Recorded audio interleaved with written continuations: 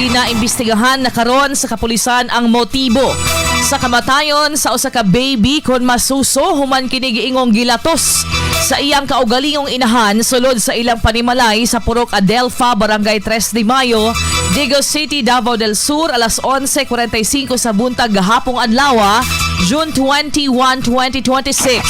Sumala sa investigasyon sa Digos City Police Station, nakadungog ang mga silingan sa kusog nga paghilak sa bata og ilang nasaksihan nga gituok sa suspect nga inahan ang maong masuso.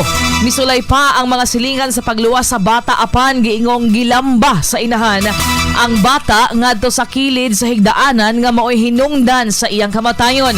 Daling miresponde ang mga kapulisan sa Digos PNP og ilang gidakop ang suspect. Gituuhan nga dunay kondisyon sa pangisip kon panghuna-huna ang maong babae ug kasamtangang gipailawon pa sa hustong proseso sa investigasyon. Giandan na sab sa kapulisan ang kasong parricide batok sa suspect pinaagi sa inquest proceedings.